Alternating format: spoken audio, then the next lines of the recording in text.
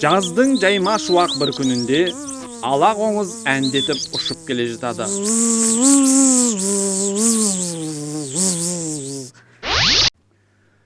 Кенеттен өзіне қарай шүйліккен қарлығашты көріп, бас сауғалап төмендегі егістікке қарай құлдырай түседі.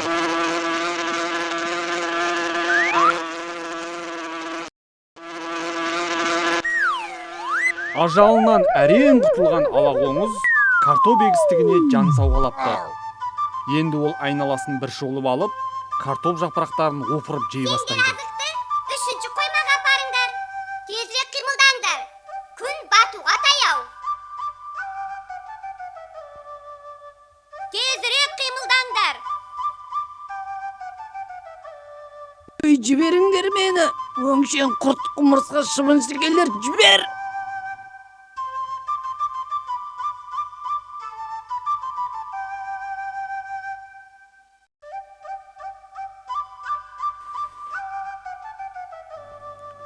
Әбден қарны тойған ала қоңыз қасынан өтіп бара жатқан құмырсқаға тіл қатыпты.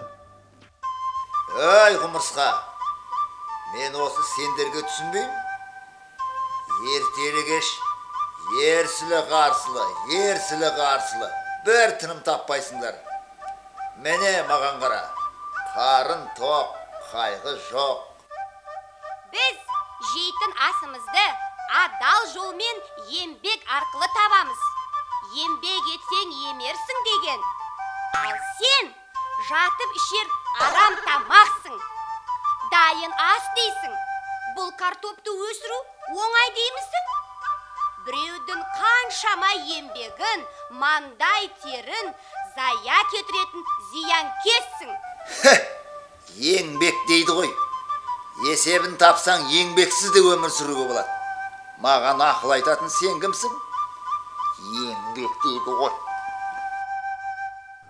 Сол күні егістікке әкесі мен баласы келіпті. Жүйекті аралап жүрген бала картоп жапырағына жасырынған ала қоңызды көріп: Әке, мұнан қараңыз. Картопты ала қоңыз баса бастапты. "Иә балам, ертең егістікті дәрілейміз." Бұл сөзді ұйықтап жатқан ала қоңыз естімеген еді.